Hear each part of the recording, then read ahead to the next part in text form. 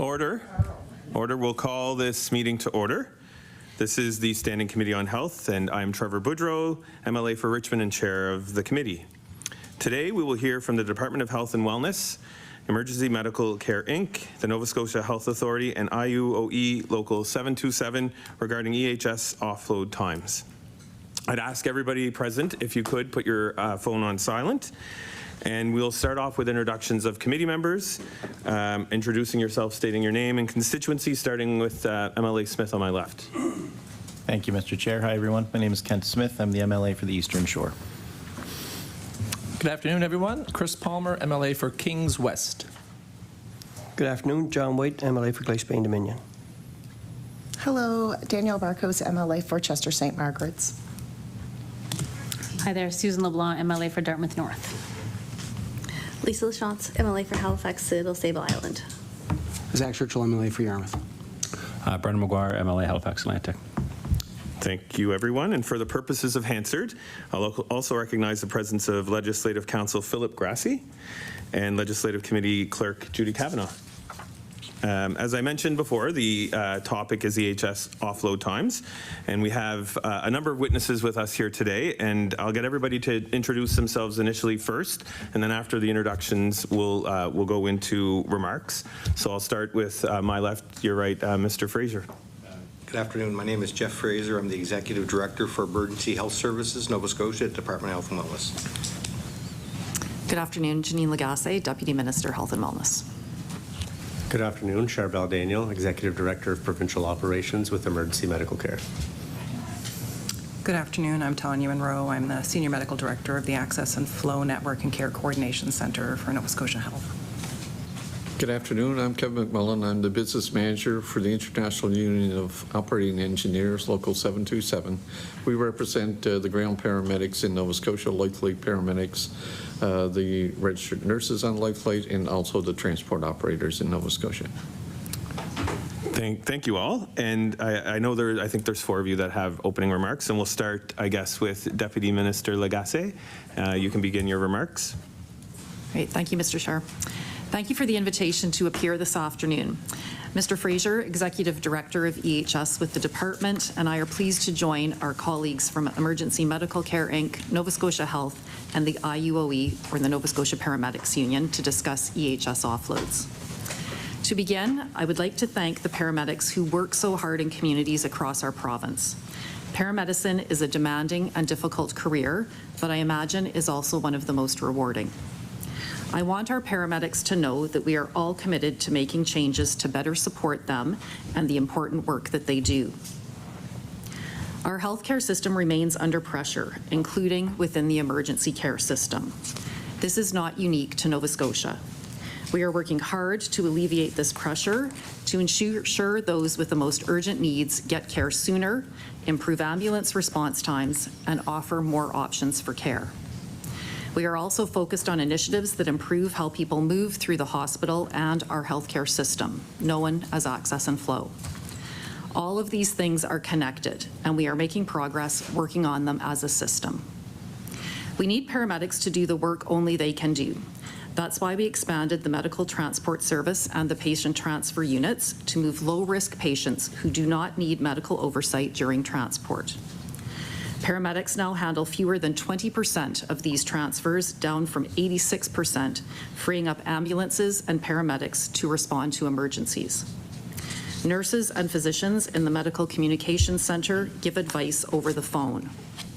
This initiative and other new primary care options help divert patients who don't need emergency care to more appropriate places for the support that they need.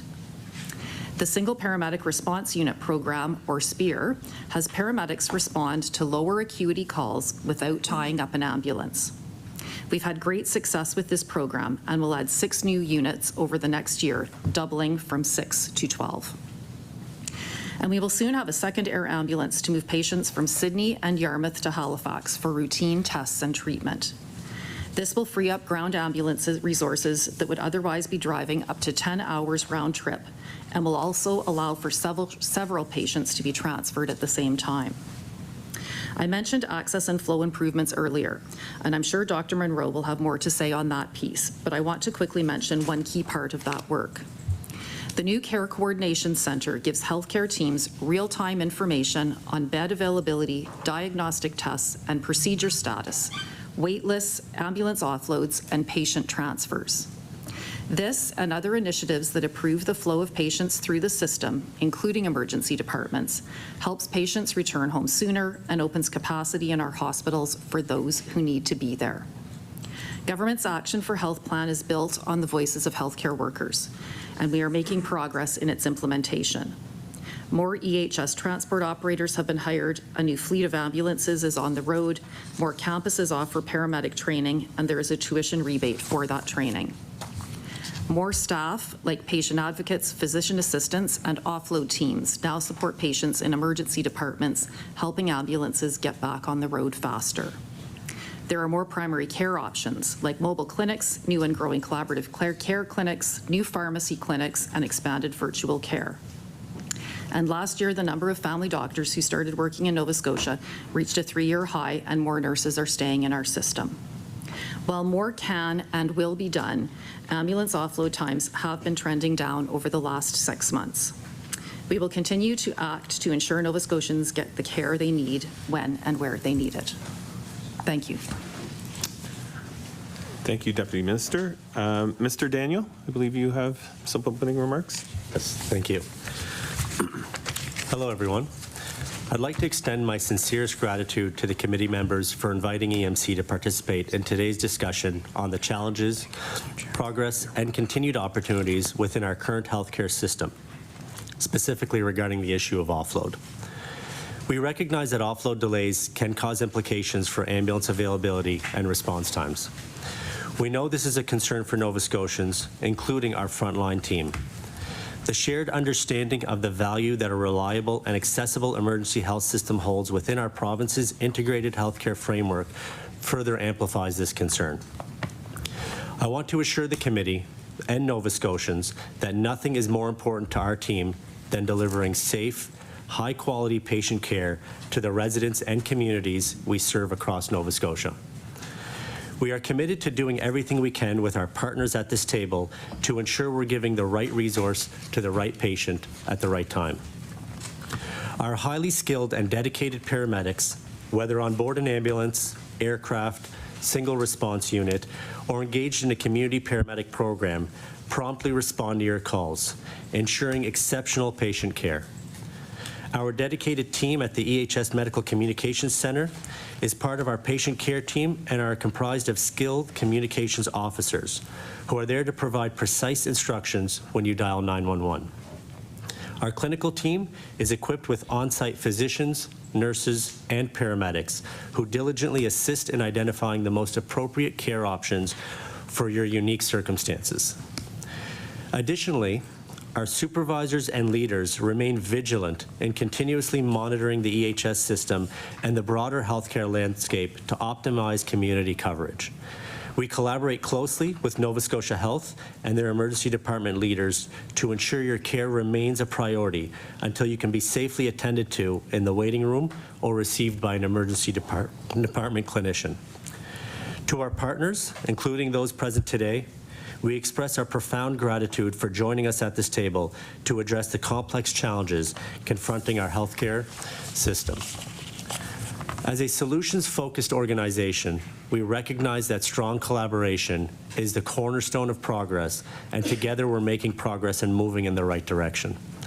From shaping collaborative policies and practices to formulating solutions tailored to the needs of specific patients through the Care Coordination Center and other initiatives, our collaborative efforts span the entire emergency health system. We work in close coordination with the medical first responders, police, fire, and emergency measures organizations, not only on a regular basis, but also during major events, such as the recent forest fires. Working collaboratively to find solutions also includes unions who represent our team, including IUOE Local 727. I want to assure the committee and our partners we are committed to continuing to work with each and every one of you to help transform our emergency health system. Finally, it fills me with immense pride to stand before you today as a representative of the entire EHS and EMC team. Our EHS clinicians, support staff, and leadership teams are focused and dedicated to delivering high-quality and safe emergency, critical, and supportive care to the people of Nova Scotia. I extend my deepest appreciation for your unwavering commitment and selfless service in your daily efforts to serve the people of Nova Scotia. We hold our experienced team members in high esteem while continually seeking to welcome new students and recruits into our ranks. On behalf of our entire team, I want Nova Scotians to know that despite the formidable pressures and demands on the EHS and healthcare systems, we will always be steadfast in our commitment to respond promptly and effectively as we continuously work to meet the ever-changing needs of our communities. Thank you. Thank you, Mr. Daniel. Dr. Munroe, I believe you have some remarks as well. Thank you, and good afternoon. Thank you for allowing me to appear as a witness for Nova Scotia Health to discuss the topic of EHS offload times. I am the Senior Medical Director for the Integrated Access and Flow Network and the Care Coordination Center. Additionally, I am an emergency physician and a former EHS medical online physician, so I am familiar with both strategic and operational aspects of access and flow. Throughout my medical career, I have witnessed firsthand how ambulance offload times impact patient care and how patient flow impacts ambulance offload times. These systems do not work in isolation, but must collaborate effectively to ensure efficient access to care in a hospital setting. I'd like to highlight several access and flow initiatives currently underway to alleviate the pressures on emergency departments and consequently improve ambulance offload times. These initiatives are the Care Coordination Center, or C3, Safer F, and Home First. C3 is the first province-wide flow command center in Canada. The analytics involved through our C3 tiles support decision-making in various ways to improve patient monitoring and bed use, have more efficient discharge planning, enhance staff scheduling capabilities, and increase collaboration across units and across facilities. C3 is enabling staff and physicians to spend more time providing care as opposed to coordinating it. By directly addressing the need for faster access to care, we are positively impacting patient flow within the hospital system, which in turn impacts the availability of ED stretchers and ambulance offload times. Another priority initiative is the Safer F Patient Flow Bundle. Safer F is a comprehensive set of best practices for hospital patient flow, designed to reduce unnecessary waiting. When consistently implemented, this bundle leads to better multidisciplinary team collaboration and care coordination. It supports well-planned and timely discharges, reduces patient deconditioning and deterioration through earlier discharge. It does enable patients to feel a sense of partnership with clinical staff as they know what is happening with their day-to-day care. And it reduces healthcare provider and patient exposure to risks, errors, and omissions through a more coordinated care approach. Since it was rolled out in June 2022, 8 pilot units, 2 in each zone, have adopted the Safer F bundle. In September, a new cohort of units will be engaged, and this will continue until all acute care units across the province have Safer implemented. This will result in increased bed availability on inpatient units, resulting in decreased inpatient boarding in emergency departments. The last initiative I wish to highlight is Home First. This Home First philosophy is being implemented province-wide. The goal is a health system that enables patients to safely age in place with supports and programs. The goal is also to establish discharge plans that promote healthy, independent, and safe living at home for as long as possible or as reasonable. Home First focuses on minimizing patient risks through a discharge back to a patient's home with appropriate organization and community supports. With these initiatives, I am encouraged by the progress we are making in improving patient flow. I see that the healthcare system is functioning as a cohesive one rather than in isolated silos. I have witnessed positive outcomes and localized improvement in providing alternate access to care outside of emergency departments, as well as improved timely access to inpatient care, which reduces waiting in emergency department beds. However, it is essential that we continue to forge ahead and sustain the momentum in enhancing the patient experience by delivering the right care in the right place at the right time, reducing unnecessary waits, and ultimately preventing bottlenecks in the system. Thank you. Thank you, Dr. Munroe. And finally, Mr. MacMullin. Good afternoon, and thank you very much. Hospital emergency departments. More hospital emergency departments are closed across Nova Scotia than ever before. This results in more demand for emergency departments, usually the regional facilities, to support these closures. Illnesses, accidents, and medical emergencies do not decline because emergency departments are closed and placing more demand on our EHS system. The supply versus demand. As everyone is aware, a period of declines in births, increased retirements, and generally people living longer has evolved over the years. Families in the past were larger. Sometimes 6 or 7 children were the norm. However, that has reduced dramatically, resulting in a smaller workforce. And as our population ages, the demand for healthcare services increases yearly. Keeping pace with this demand with a reduced supply has placed extra challenges on an already stretched healthcare system. A growing province. In our province of Nova Scotia, we have seen robust growth in population due to people from other countries and regions seeing potential in an increased job market and better lifestyle here on the East Coast. And many Nova Scotians who relocated for work are now retiring, selling their home away, and moving back to Nova Scotia. They bring increased purchasing power, resources, and demand on our healthcare system. The fallout from reduced emergency departments. When you look at reducing emergency departments, it results in an increased demand for paramedic services, EHS, and extended transport times to open facilities.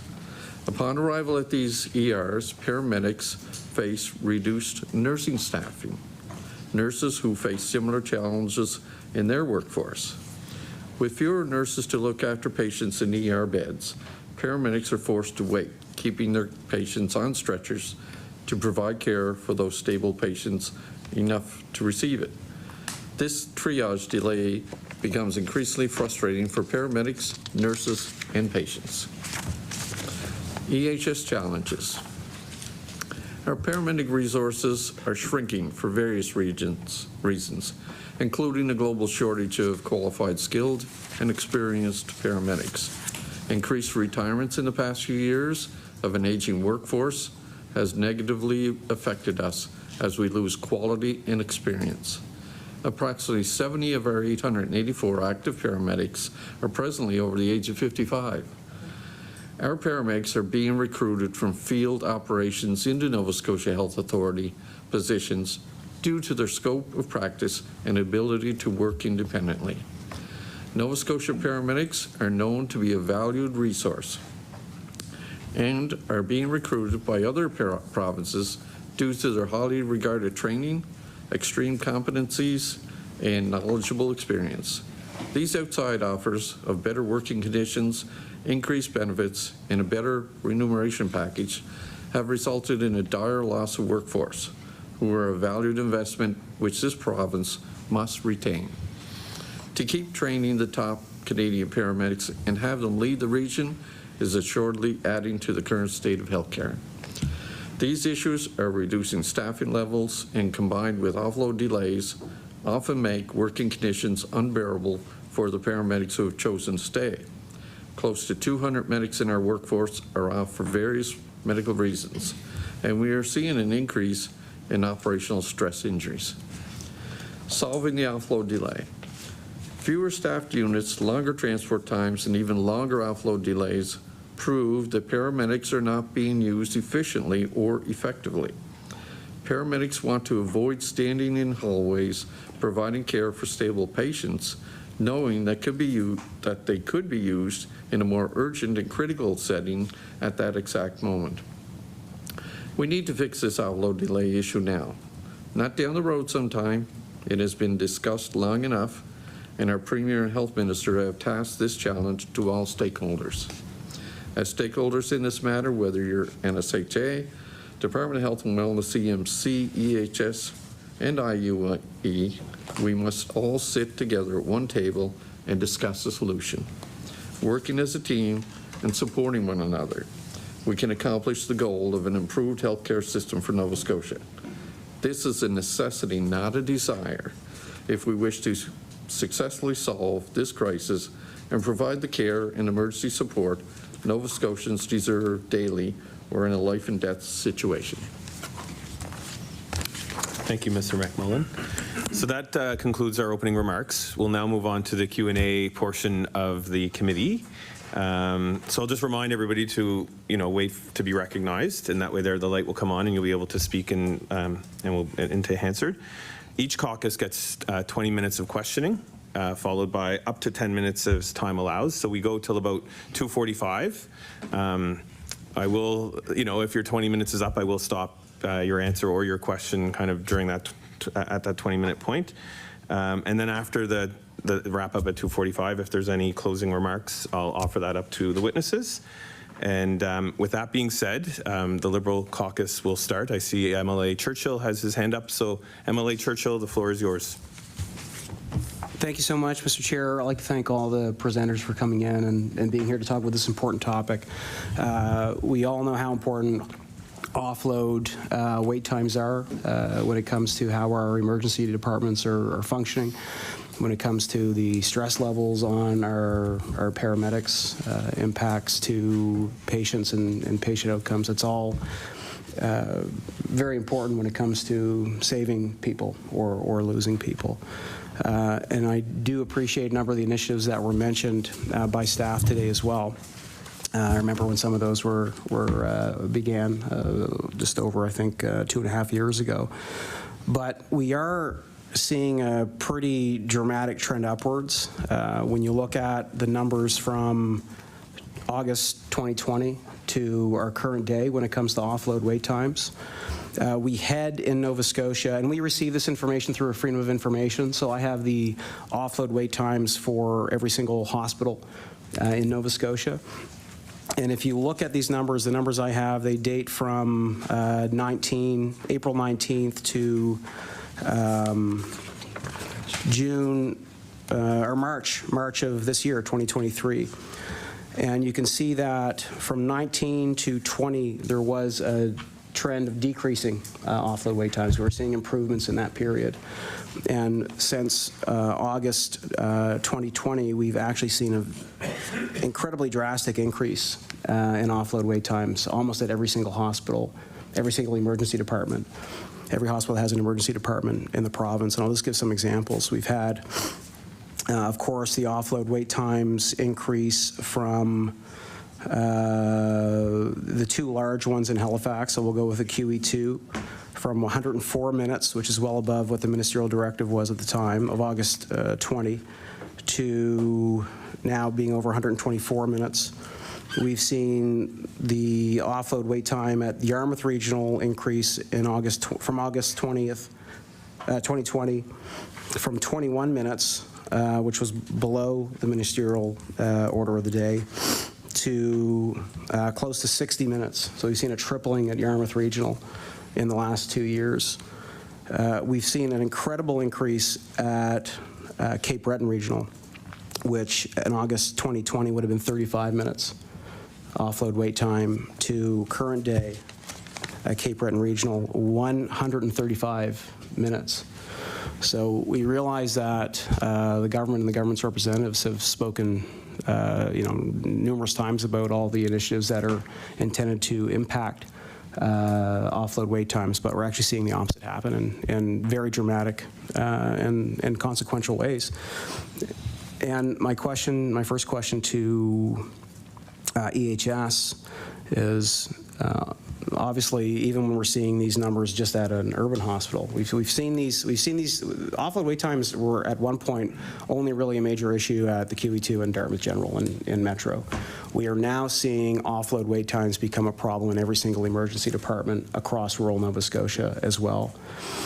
So can Mr. Daniel please talk about the impacts to ambulatory care in rural Nova Scotia when we see these offload wait times increase in hospitals? Just as important for people at home to understand what happens when there's at Cape Breton Regional, there's an ambulance waiting there, an average of 135 minutes. What does that mean for patients who are out there potentially dealing with a very traumatic, life-threatening illness and the care that they're going to get?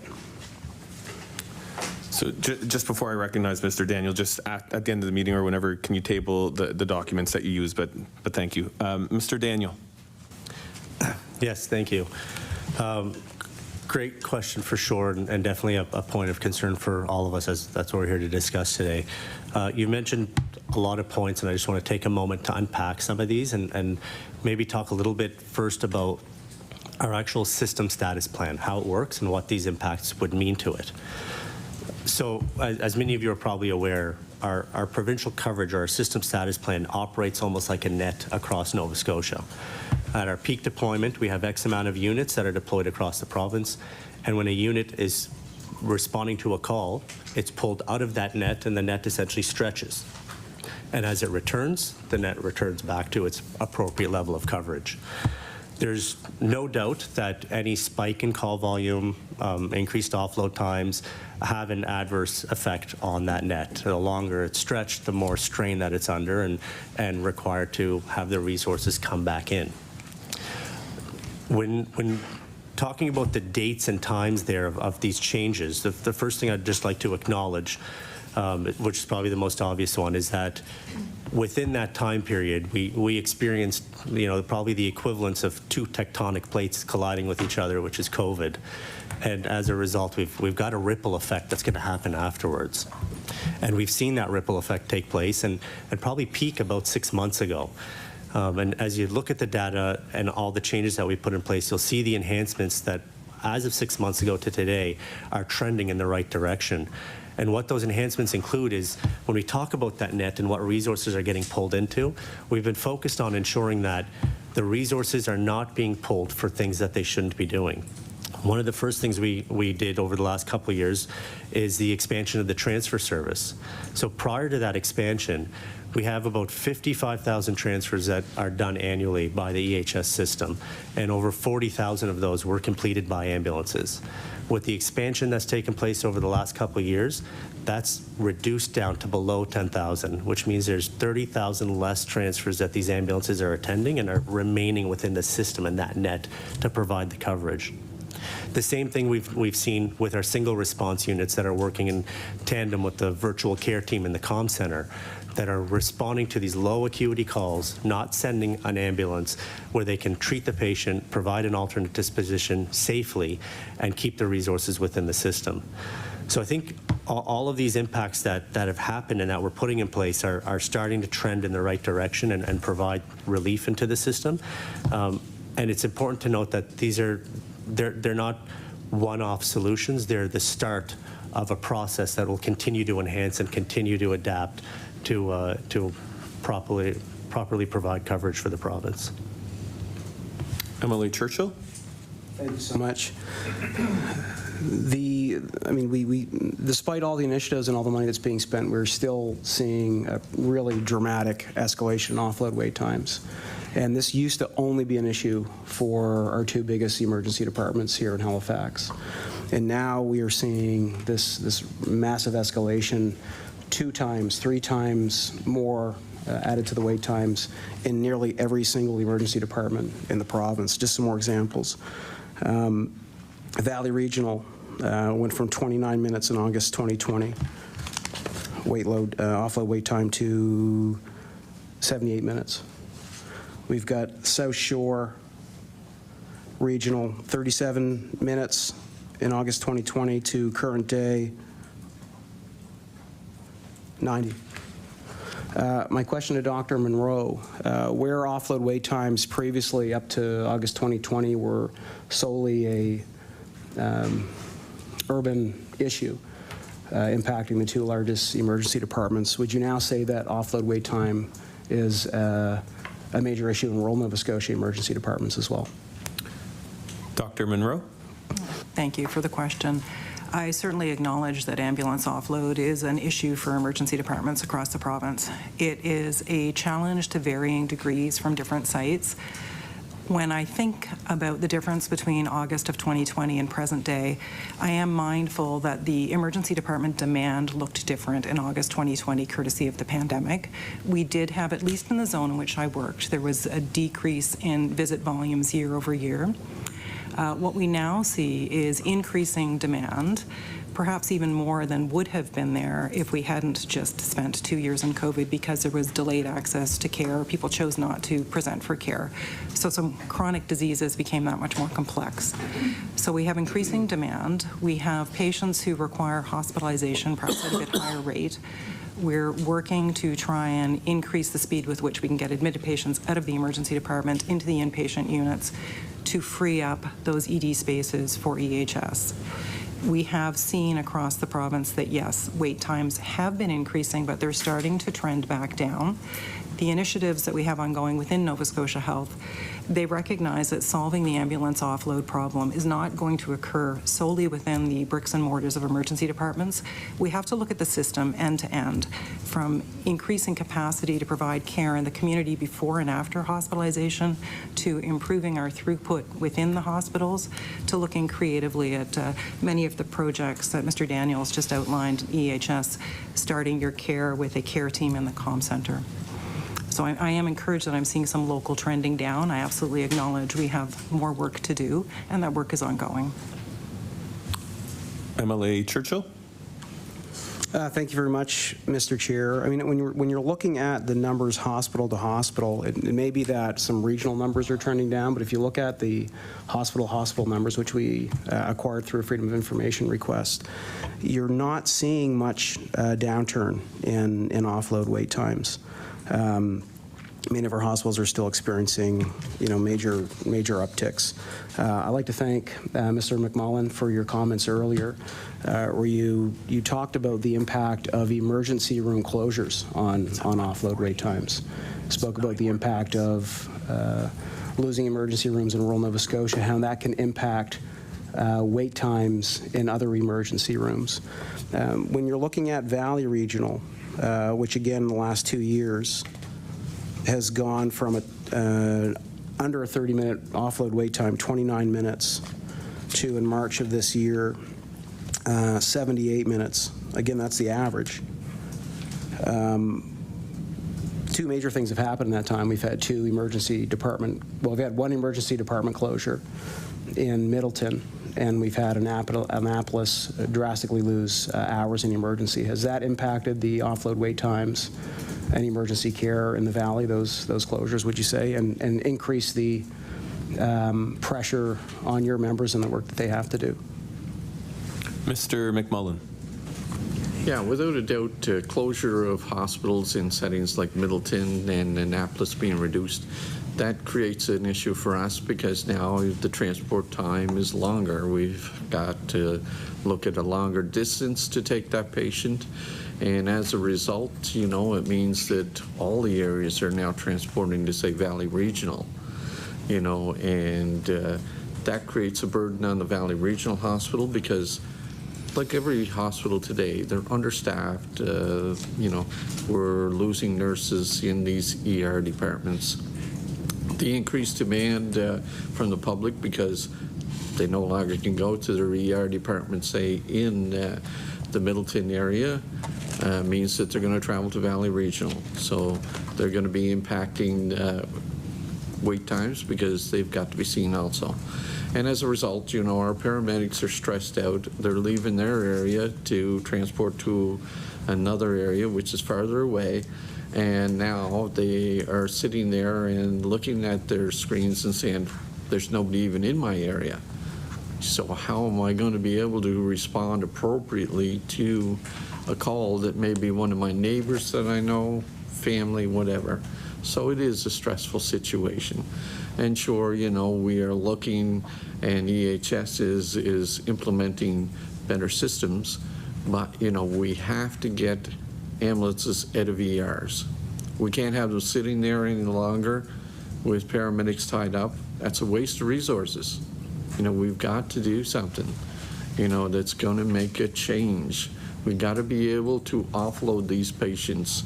If they're stable enough, they should be offloaded and looked after, and our paramedics have to be back in their regions.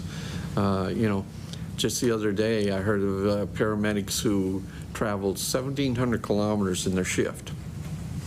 That's 1,700 kilometers providing coverages usually.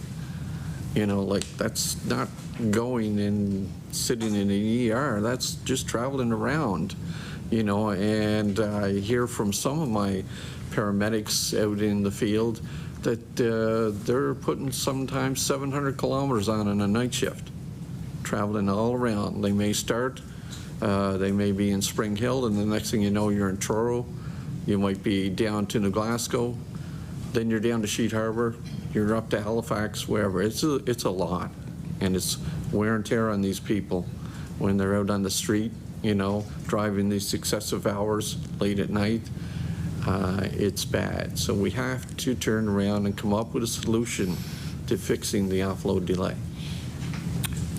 MLA Churchill, you have about 5.5 minutes. Thank you very much, Mr. Chair.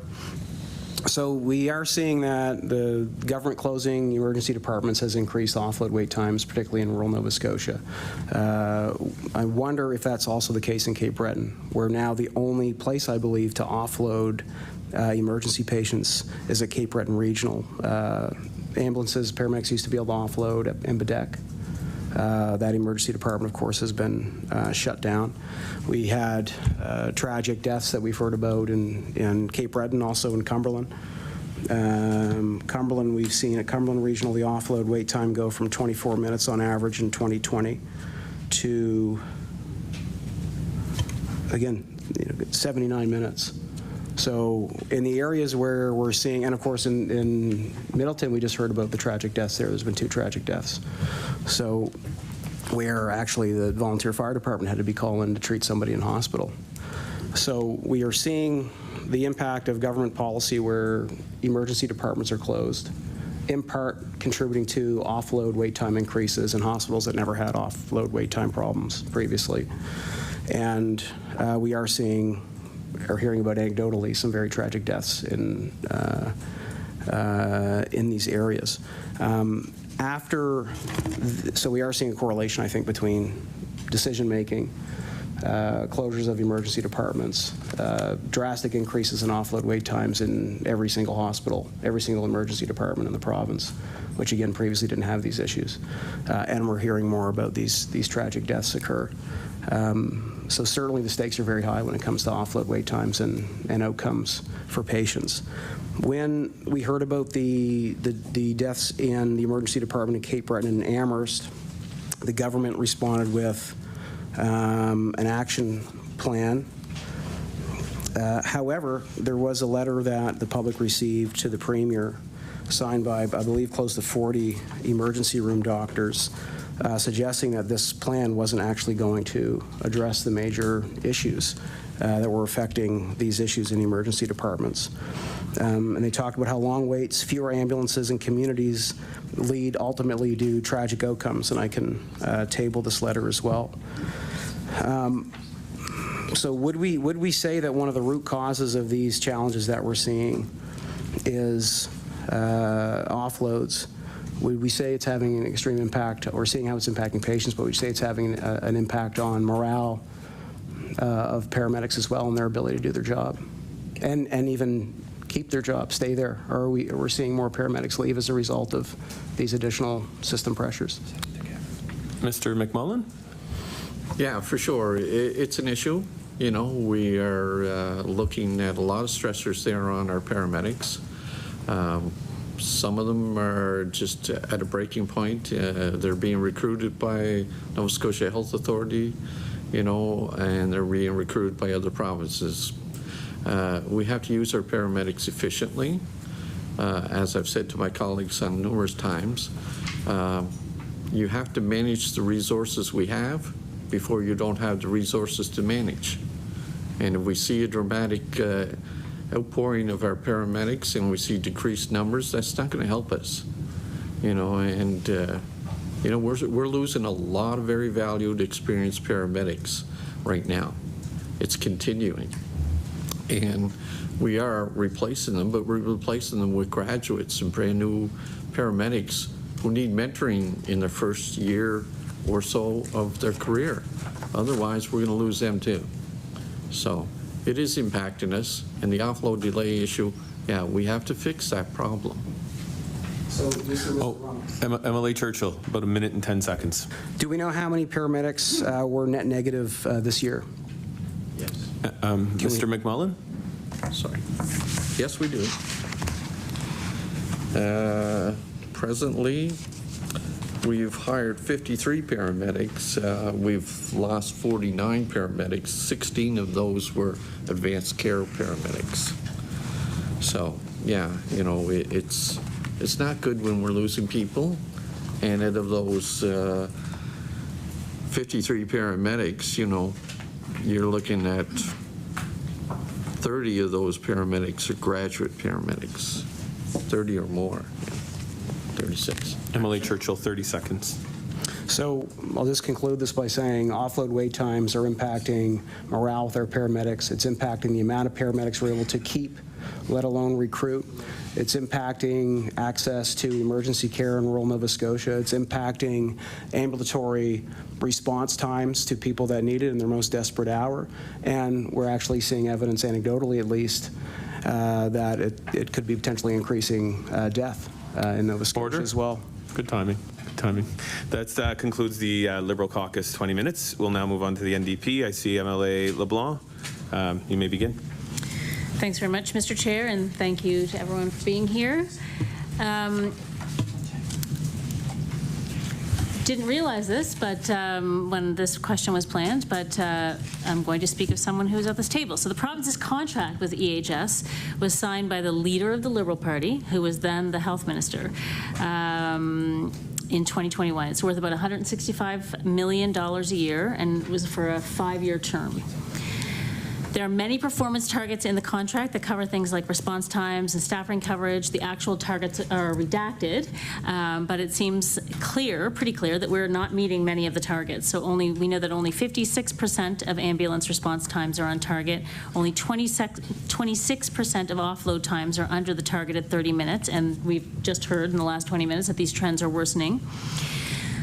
Freedom of Information records show that staffing was below 90% plan for every month between April last year and January of this year. So my first question is for the department. The contract with EHS or EMC contemplates penalties for missed targets. But our office has received records through FOI that suggest a penalty has never been levied in the history of the contract. And I just want to clarify if that is true, and if so, why not? Mr. Fraser? Thank you for the question. Ma'am, so you asked two questions there. One is around the key performance indicators or the response time requirements that there are such that are in place. The issue we're here about today is to talk about the offload. EMC would not necessarily be in a place where they could change that outcome, other than some of the other programming we'll talk about later that they've helped us put in place. So the reality is that the reason we can't hit those targets is because we're not able to get out of the hospital. So it's very difficult to impose a penalty or fine on an organization for something that's out of their control. We do monitor. We do hold to account. We do meet on a regular basis to review operational performance. It's very, very important, not only to Nova Scotians, but to the service. But beyond that, we are also working on a much more comprehensive reconciliation piece around performance, focused on outcomes. We'll be one of the few services in North America that take this on. And it's less about how many times we arrive at somebody's side within a defined time period, but it's more about, did we select the right route? Did we select the right practitioner? Did they travel the safest way to the call? Once they got there, how was their medicine performed? And what was the outcome of the patient? So we're quickly moving into that realm because that's going to give us the information on how to make our service much stronger. MLA LeBlanc. Well, thanks for that, and I see your point that it's hard to levy fines against something that's not the fault of the company. But then, why is it in the contract? Like, why, or who then? Like, where do we find who's responsible for that, and how do we get to the bottom of it? Deputy Minister Lagassé. Yeah, thank you for the question. I think that the point of not not imposing the penalty is when it's something outside of their control, that we certainly are monitoring things, and if there is a performance indicator that is not achieved and it is something within the company's control, then we will move toward enforcement of it for sure. But I think that we're trying to, in the circumstances that we've been in, when it's a system issue, and I think a lot of the things that we've talked about already today talk about the action that we're trying to take across the system, because offloads is a large and complex issue that isn't just about EHS, it's not just about the emergency department, it's about primary care, right? That all of these things lead into it. And so that's why when we were looking at it from a system perspective and have not felt to date that it's been appropriate to impose a penalty if it's something that's outside of the company's control. MLA LeBlanc. Can anyone speak to what the management fees in the contract are? Mr. Fraser? No, it's redacted. MLA LeBlanc. Yes, that's why I asked the question, because we got the FOI and it's redacted. I just think that it would be good for Nova Scotians to know how these contracts are worked out. What money is going to paramedics, what money is going to the, to the service itself, to the trucks themselves, and what money is going to manage the contract.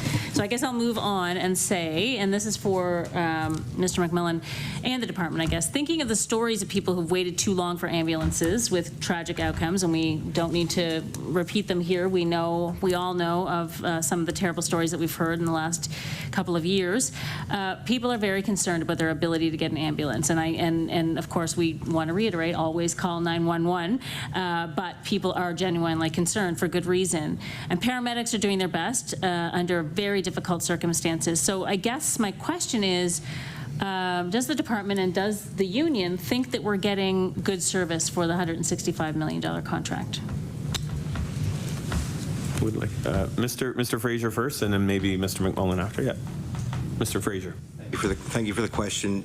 Yes, I do believe we are. I think the deputy, mentioned in her opening remarks, we are starting to see a bit of a change within that offload piece. It's early. But Mr. Daniel kind of walked you through some of the programs and the innovation that's been driven through this system over the last year and a half. The split production model of absolutely separating out the transfers, recognizing that there are more appropriate people that can move patients in around through our system. Basically, all the strategies that we put in place, the best thing we can do as a system to prevent offloads is not to get into it to begin with. We have to look at the patient, put them in the center, and begin to treat the patient for what they need versus what we've always done. And EMC has been instrumental in helping us deliver on that over the last couple of years. A lot of changes, and we're just starting to see the benefit of that now. Mr. MacMullin, do you? Yeah, of course, it's improving. We're seeing more investment in our paramedic services, in the lines of equipment, better training for our paramedics, which leads to the fact that, we have some of the best paramedics in Canada, right here in Nova Scotia, highly trained, very efficient, willing to do a great job. The problem we're faced with is that the working conditions are not great when you're tied up in an ER system and you can't respond appropriately to that call that is quite a distance away now because you had to travel for an extended period of time to a regional facility. MLA LeBlanc. Thanks, and I just want to pick up on that. So I don't know if it was Health Committee or Public Accounts, but a couple of years ago now, it feels like it was definitely in the main chamber, we had a discussion about an innovation that was happening at the Dartmouth General, and of course I knew about it as a Dartmouth MLA, but there was some innovative work in the ED around offloads where folks were being able to go to sort of a second triage room and be monitored by health professionals who weren't paramedics. The paramedics were able to go off, and at the time it was a pilot, or it was being looked at as a pilot. Can someone update us on what's going on there, and has that system been adopted by the regionals at least throughout the province? Is there any? Anyone? Dr. Munroe. Thank you. I don't have great working knowledge of the Dartmouth model, but I think you're referencing a rapid assessment zone. So patients would be cleared from paramedic stretchers, the care signed over to an emergency department care team, thus freeing up an ambulance to return to a community call. Those do work until you've maxed out that capacity. I think the solutions across the regionals and Dartmouth General vary based on the particular problems that that hospital might be facing. So is it a hospital that's fully staffed but has a poor physical plant, needs an emergency department redesign? Has it got a Cadillac department but not enough people there that day? Is the issue that the medicine service is overwhelmed and the medicine patients are occupying 30% of the emergency department footprint? The strategy you roll out does vary based on the individual circumstances. The rapid assessment zones, yes, they do tend to work, particularly if you're able to cohort patients who are able to be cared for upright, so in chairs with monitoring, as opposed to lay-down spaces. That's been adopted to varying degrees across the regional sites. It may look slightly different site to site, but the underlying principle, yes, has been adopted. Deputy Minister Lagassé. Yeah, the other thing that I would add to that is in the announcements that we made in January about emergency room improvements, we had also introduced the Float program, which is a physician that leads a team within the emergency that does an expedited, that attempts to do an expedited triage of the patient to be able to get them out of offload quicker. And I can advise that that's currently implemented in 5 of the regional sites in Cape Breton, Aberdeen, Colchester Valley, and QE2, and the remaining sites will be implemented in the next quarter. So it's a variation on the theme of the rapid assessment zone. MLA LeBlanc. And is that on top of the rapid assessments or going to replace the rapid assessments? Deputy Minister Lagassé. Sorry, Mr. Chair. In addition to where, as Dr. Munroe has said, it's appropriate for that to be provided. MLA LeBlanc. Thanks. So we've heard already that we're entering another summer where ERs are being closed often, especially in rural areas. The Canadian Association of Emergency Physicians has been sounding the alarm about ER closures. I will quote from a statement that they released. The Canadian Association of Emergency Physicians is once again deeply concerned about the increasing trend of emergency department closures during the summer months across Canada. These closures not only pose significant risk to patients, but also place additional strain on already overwhelmed healthcare systems. CAEP rang the alarm bell last summer with this release, and unfortunately governments and policymakers have failed to enact positive changes to prevent future closures, end quote. And I will ask someone to get me a copy of that to table. Wondering if you can talk, Mr. MacMullin, about the impact of those closures. So you talked a little bit about it, where people are on the road for 1,700 miles or kilometers or whatever. I know paramedics who travel from, the valley to, I don't know, New Glasgow and then back again a couple of times a day because of this. And anyway, can you talk just really quickly about the impact on the patients, but also on the workers? So, Mr. MacMullin, go ahead. Thank you. Yes, Susan, it has an impact because, you're stretching your resources. With ER closures, we also are coupled with units being down due to vacations, due to sickness. Sometimes people are sick in that. So with less units on the road and further response times and further transport times, it does have an impact on our paramedics and their mental health because, they're quite concerned about leaving their communities wide open with nobody back there that is able to respond immediately. We have a robust system, as Mr. Danielle has explained, and that we have an MFR system, but, it still plays on the minds of our paramedics. We have to have them back in their areas quicker, and that means we have to have a system in place where we can offload. If you look at the Aberdeen Hospital, it's one of the better hospital ER systems that we have in the province of Nova Scotia. And I'm very impressed with that. But, let's have that right across the province. let's implement whatever they're doing right. We got to adapt to that, so that we can get our paramedics back on the street where they should be. MLA LeBlanc, and just make sure that we will ask to table that quote. Yep. Yeah, but MLA LeBlanc. Thanks. So just quickly about flow again and offloads and waiting and the patient, the other end of the flow, which is the folks that are in acute care beds that are waiting for long-term care, and then therefore people in emergency waiting for beds. Can anyone provide an update on the Hogan Court Hotel? I forget what it's actually called, and also any new long-term care imminently opening to relieve some of these pressures? Imminently opening. Deputy Minister Lagassé. In Hogan Court, it's the transition care facility is what it's termed, and it is moving forward. I don't have the project is being run out of Nova Scotia Health, so I don't have an exact timeline on that, but it is absolutely moving forward as we had expected. And again, I don't have any information on seniors and long-term care. Apologize. MLA LeBlanc. We'll pass it to MLA Lachance. MLA Lachance, you have six minutes or so. Okay, thank you. Thanks so much for being here, everyone. So we've talked a bit about the challenges facing human resources, challenges facing the people doing the work, and the draw on our paramedics and recruitment out and that sort of thing. There's been a number of initiatives trying to start to dig away at some of the health human resource pressures.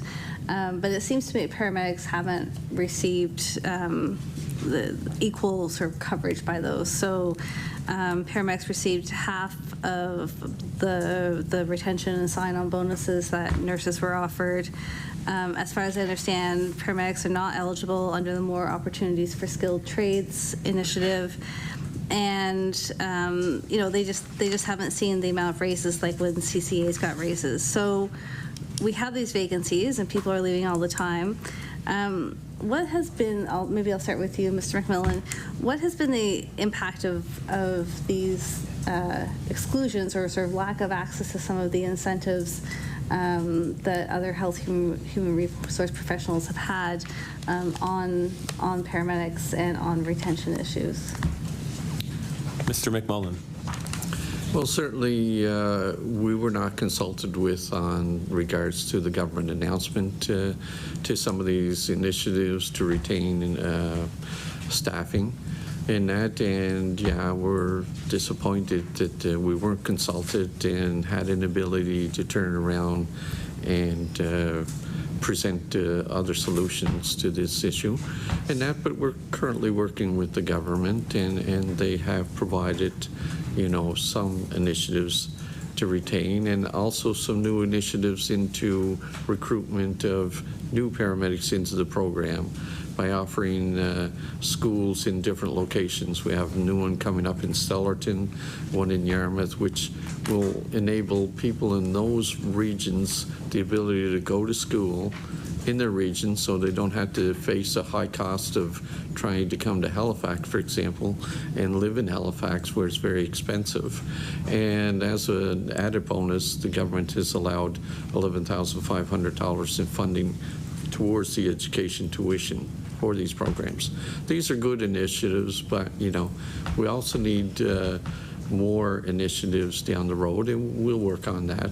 But the big thing is to the paramedics we have out there, to bring the morale up, is get them back out into the streets. We need to get out of the offload delay system. There's a couple of things we can work on towards that initiative, and we should be able to work as a team in every way, shape, and form with the union, the government, the employer, and the healthcare system, because that's the key thing. We have to improve this for the public. Oh, Mr. Fraser? Yeah. I think Mr. Fraser, go ahead. Thank you. Mr. MacMullin covered off a lot of those points.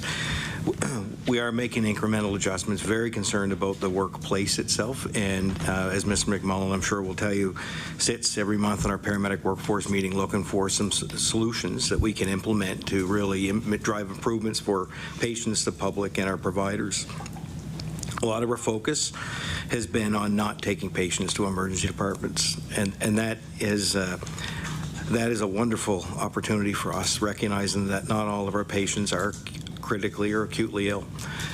Those changes will allow us to create capacity across our communities and be a lot more patient-centric as we move forward. In turn, it gives the staff, the paramedic staff, more options when they're dealing with folks on the street versus always having to do the same thing. In our system, we believe that transportation is ancillary, not mandatory. We don't have to take every patient to the hospital that we see. And I think although it's early days, we're starting to demonstrate that some of these changes we're putting in place are much more patient-centric, and we're leaving patients with plans and/or taking them to hospitals at a time that a hospital can accept them and actually expedite their care through the emergency department. MLA LaChance, about 45 seconds. Okay. So, I mean, I guess I'm just wondering, you know, the stats around 53 hired this year, 30 recent grads.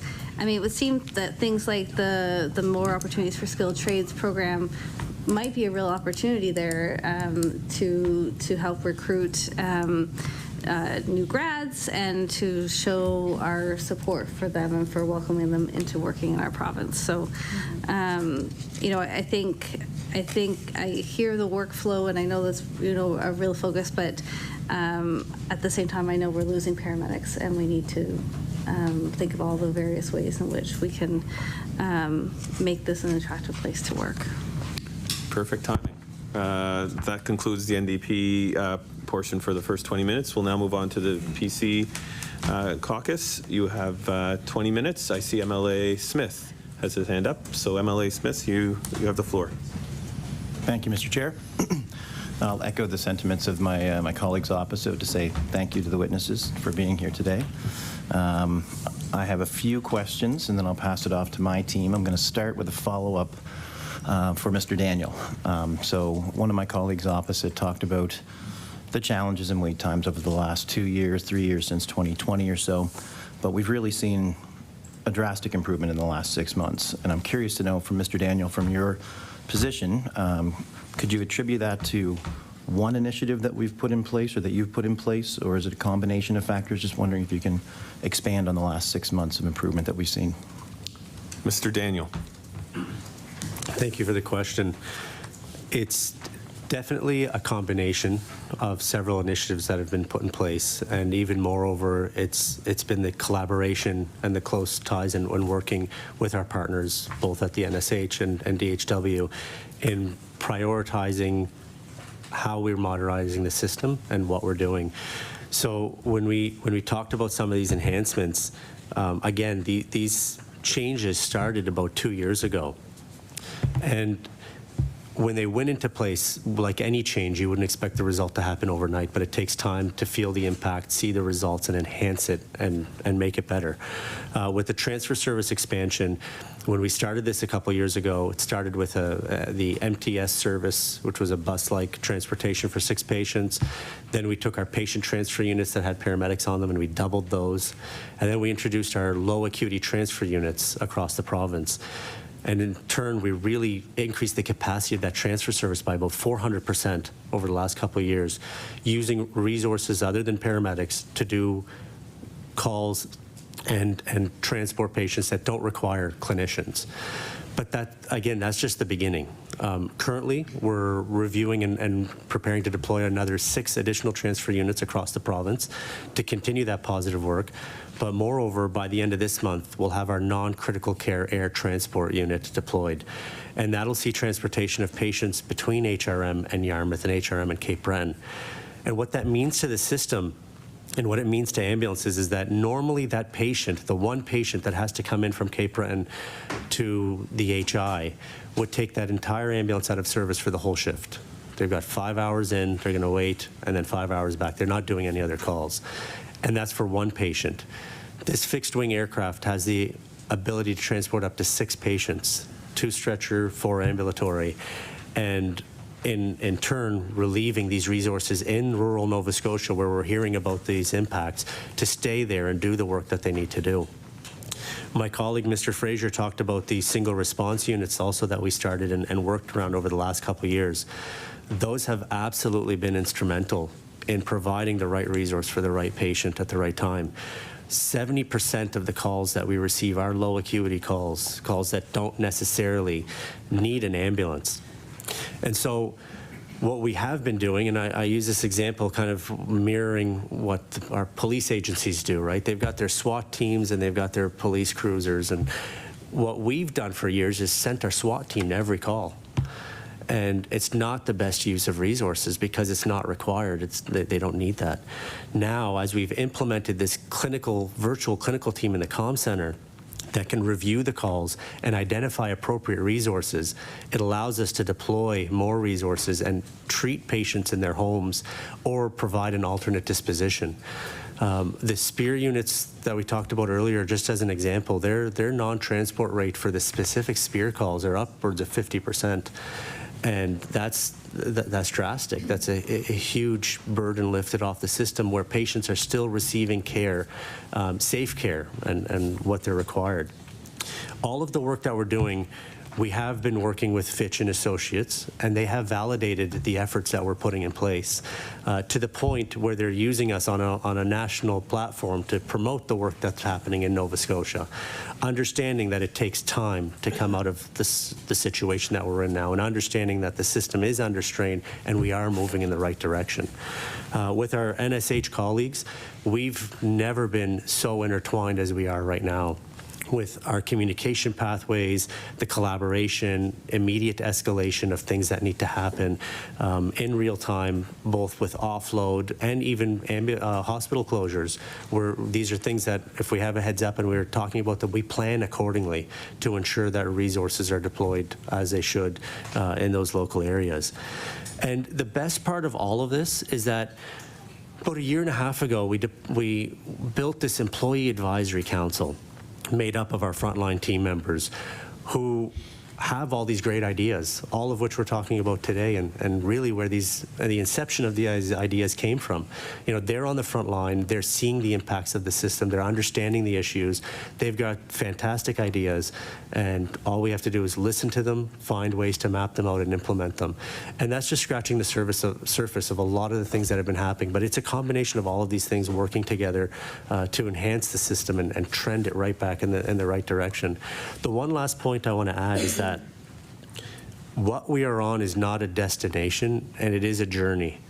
And what we need to build and what we are building are processes to continuously review the system and enhance it so we don't wind up back here. It's not that this transfer, expansion, and separation is a one-time solution and we never have to touch it again. It's the enhancements that are happening now, the attention that's continuously being there, that continue to help it evolve and provide what's needed. Because if we go back 4 years ago and look at our communities across Nova Scotia, what they needed is very different than what they need today. And it's going to be very different from what they need 4 years from now.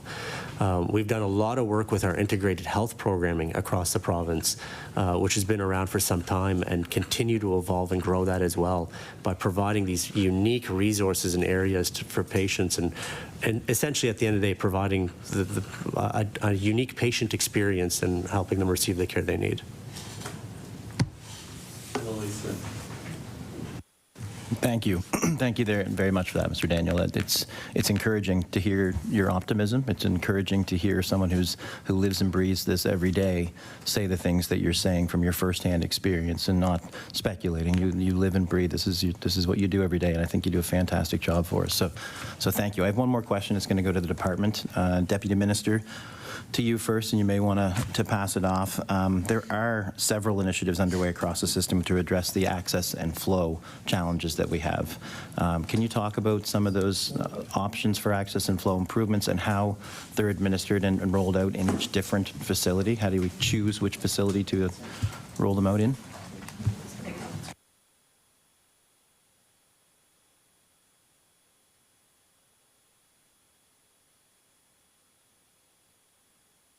Deputy Minister Lagassé. So quick. I'm going to ask Dr. Munroe to start on the access and flow things directly that she is familiar with from the network, and then I'll pick up after that. Okay. Dr. Munroe. Thank you. A very good question. The initiatives I spoke of in my opening remarks are in varying degrees of implementation across Nova Scotia Health. So we have just started the Safer F rollout. As I said, the solution to ambulance offload is not going to be found in the emergency department alone. It really does require a whole system, end-to-end community inpatient community approach. So the Safer Flow bundle implementation, we basically look for units that are ready, interested, willing to start, and they join in a quality collaborative type way. So the entire focus is continually being the best at getting better. What processes do we need to improve to reduce unnecessary waiting? What other processes can we find along the way that we need to continue to work on? So this has been successful in the first 8 sites. I can speak a little bit about the impact to ambulance offload of the Safer bundle at the Colchester site. That is the site that I'm most familiar with. It had 2 of its 3 medicine units involved in the Safer Flow bundle. It has had a month-over-month for the last 3 months sustained reduction in EHS offload time. It's had an improvement in flow through facility. We definitely are getting the patients the care they deserve in the appropriate environments faster. As we spread Safer across the organization, it is anticipated that we will see these improvements also continue in other sites. The Care Coordination Center is another big ticket item that has started to function at the QE2.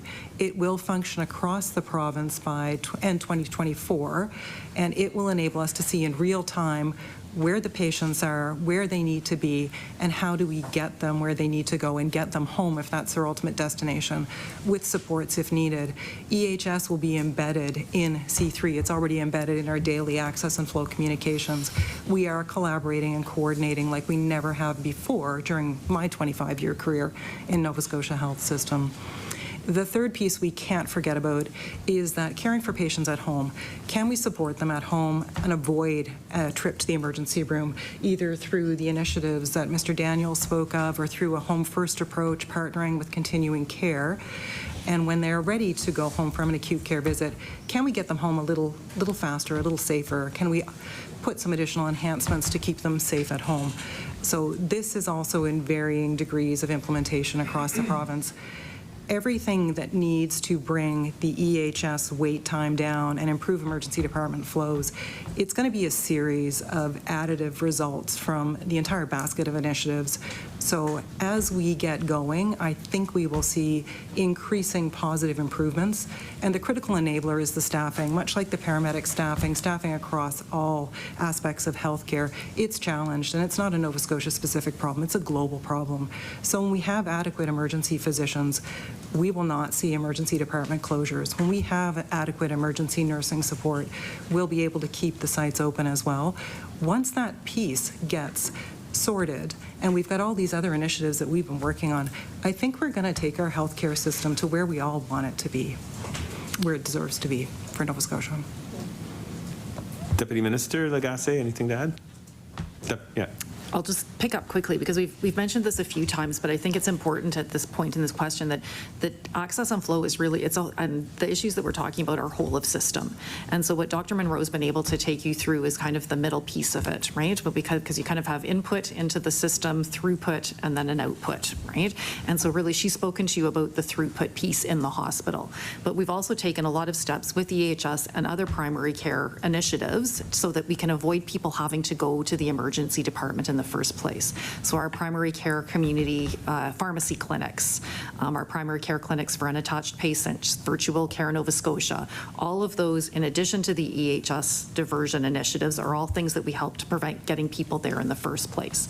And then on the output side is things like the transition care facility that MLA LeBlanc had asked about, more seniors in long-term care homes, and all of those things. So it's really, but it's the whole of system. And as Dr. Munroe said, we're layering all of these pieces, and hopefully as our HHR circumstance improves, we're already seeing traction, we're already seeing some of our times improve, but we will really see things take off once we're able to layer all of these things and move them forward.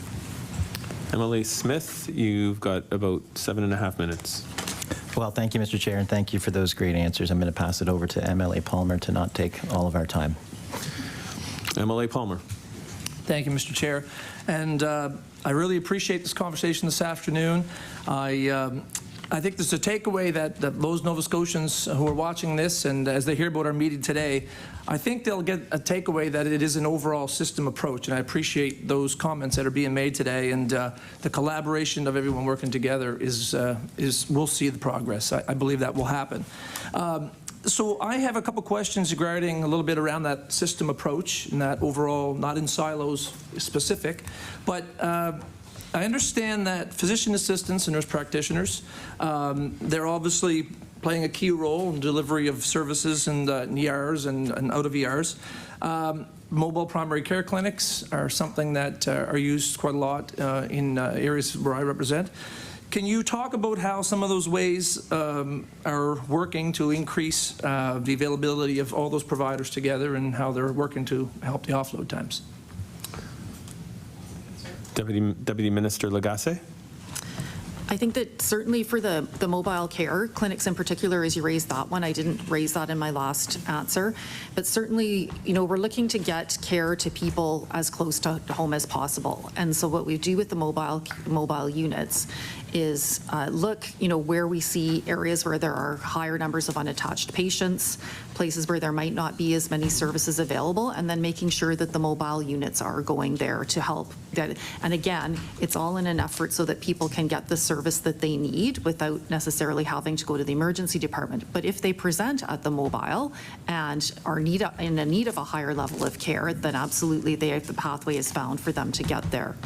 I think the physician assistance piece that you raised, and I think I'd put nurse practitioners as another piece of another part of the announcement that we made in January.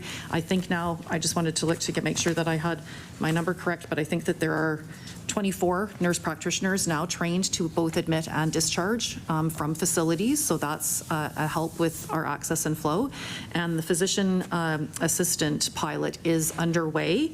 There's currently 3 at South Shore Regional, and 1 is posted there. There are 2 working at Dartmouth General and 2 further positions posted there. There's a total of 4.5 FTEs for Cumberland that are currently posted, and there's 2 to be starting in Cape Breton Regional in September and 2 more to be posted there. So all kind of additional resources in the emergency department to be able to help with access and flow. MLA Palmer. Thank you for that. I want to direct my question to Mr. Fraser, if I could. I live with a frontline healthcare provider. My wife is an X-ray radiological technician, I guess is the word. But I love speaking with people in the front line and paramedics and those nurses in the hospital, and understand that you used to be in the field yourself at one point. Okay. And so thank you for all you've done through your advocacy through healthcare. Your work with EMCI and now your role here with the Department of Health and Wellness, can you talk a little bit, the question is 2-part, can you talk a little bit about some of those changes that you've seen since your time in the field and some of the improvements that have been made? And you used the term patient-centric. I'm really curious to hear more about that and how that's maybe the future of where we're going, and expand on that if you could, please. Mr. Fraser. Thank you for the question. So, yeah, I've been fortunate to have over 3 decades in the emergency health services system, and I am serving in a different capacity now as representing the department in the Office of the Regulator, which is certainly a different lens. I will say I am flattered with the work that has happened across the system in the last couple of years. You talk about being patient-centric, or I raised being patient-centric earlier. We recognize we have years worth of data, and I think Mr. Daniel highlighted as well, the staff are bringing these ideas forward. Everybody's got a part and a role to play here. The EHS system's role to play in the offload pieces, being patient-centric. How do we not take patients to emergency departments who don't need to be there? We've instituted a number of programs to actually support that. So you've heard about this clinical pod that Mr. Daniel talked about. So essentially, that is a clinically astute, trained paramedic specialist that works in that center. and they're paired with a physician who is boots on in that center. The physician's job is to advise on things that happen after an ambulance call is processed, and really it's about the potential to mitigate transportation to hospital safely. We almost put the patients in a virtual waiting room. The 20 physicians that work in that program are all active emergency room physicians with a great deal of experience and very familiar with the EHS system. The end of November this year, we added in a nurse program, and that's a response mitigation strategy. It takes about 2 minutes to process a 911 call when it comes into the EHS system through the PSAP, or the Public Safety Address Point. And in those 2 minutes, what the staff are going to do is they're going to ask a bunch of key questions, and they're going to wait for the responses from the patients. A lot of our calls in the system come in second and third party, so we don't have the luxury always to speak to a patient. But when we do, it allows us to put that patient into that nurse and recognize that what was explained earlier with those questions that were asked and the answers that came in, that there is an opportunity here not to do things like Mr. Daniel said with the SWAT team. And that's the change that we've been waiting for within our system for a very long time.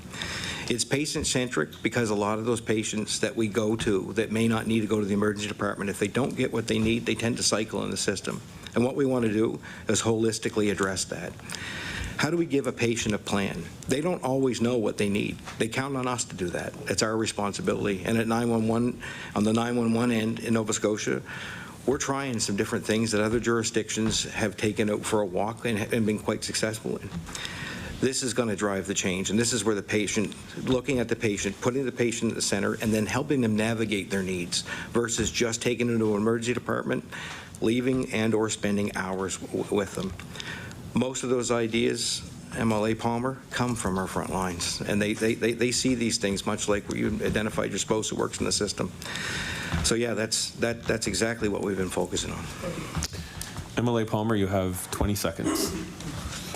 Well, I just want to thank you all for coming today, and I don't know if my colleague could get anything in 20 minutes or 20 seconds or not.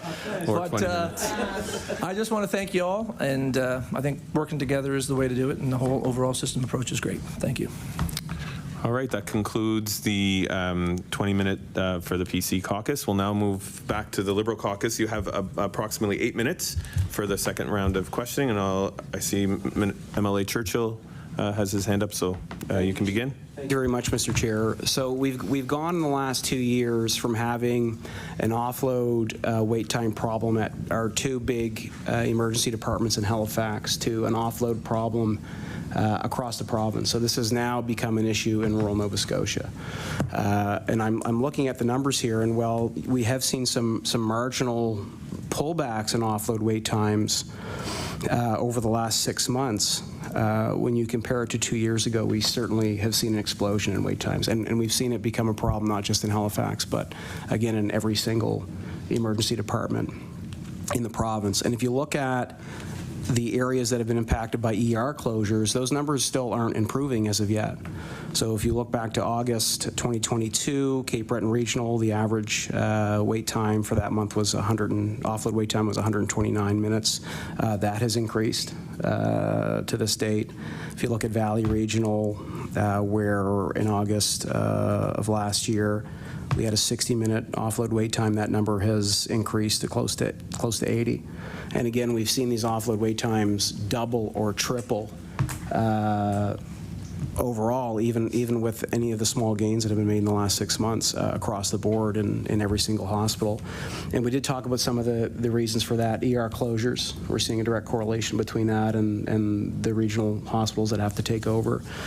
We've talked about paramedic and staffing fatigue and retention issues. And Deputy Lagassé also brought up the impact of primary care. So the other thing that's happened over the last 2 years is we've seen the people who need a family doctor shoot up in Nova Scotia. We started at, I think, 69,000. We're now, I believe, close to 150,000 people without a family doctor. So we can see how these things have impacted offload wait time, certainly as from a system perspective. My question to EHS would be, where we're seeing this now become a problem basically everywhere in rural Nova Scotia. Can you run us through what some of the challenges are going to be for patient response times and patient care in rural Nova Scotia as a result of these increased offload wait times? Mr. Daniel. Thank you, and a great question for sure, and this is a concern that's top of mind for all of us. We talked earlier about how our system status planning works and the impact that any type of long response time or extended offload time has on that overall net and coverage. But what we didn't get too deep into is the updates that we've done to our system status planning over the last several months and as recent as a couple weeks ago, to ensure that resources are present and available in their local communities. As recent as a couple weeks ago, we've implemented a new process for the deployment of our system status plan across the province that holds resources in their local communities a lot further than we have had previously. This is to help ensure that local resources in rural areas are present and are not drained by high call volumes or impacts of any other local areas as we would have seen previously. Above and beyond that, we've also implemented a new role in our Medical Communications Center approximately 6 or 7 months ago, and this is our Joint Operations Supervisor. The significance of this role is that their main mandate is to keep an eye on provincial offload for all hospitals and direct our leadership on different areas to focus on and help release resources where they can at different hospitals. So this might mean that certain crews will double up or triple up. This might mean that patients go directly to the waiting room. And we've seen some great results as well from the policy that we put in place about a year ago, June 1st, which is our direct-to-triage policy. And this has allowed ambulances to transport patients directly to the waiting room, bypassing the triage nurse, bypassing the entire process. In the last 6 months of 2022, we saw almost 2,000 patients go through the direct-to-triage process, which means that 2,000 ambulances did not wait an offload and were able to clear and come back into the system pretty quickly. And right now, we're in the midst of reviewing that process on how we expand it, how we grow that demographic and allow greater populations to safely be able to move into the waiting room and allow ambulances back in. As my colleague, Mr. Fraser, mentioned, the goal, currently the goal of offload is to not get into offload. And that's a lot of the challenges and things that we're putting in place right now. MLA Churchill. Thank you very much. Obviously, retention has been an issue. We've lost a lot of paramedics. We've had Mr. MacMullin with the union tell us that the union was not consulted with the bonus that was given to paramedics. Mr. Daniel, can you tell us if EHS was consulted on that decision? Quickly. Mr. Daniel. Yes. Again, thank you for the question. No, we were informed when the decision rolled out. MLA Churchill. I mean, that's so concerning. We're seeing these numbers drop everywhere, nurses, paramedics, and we do not have representatives of the company or the paramedics that were consulted. And I've talked to paramedics, they're upset about that. No matter where you go, paramedics are furious about that.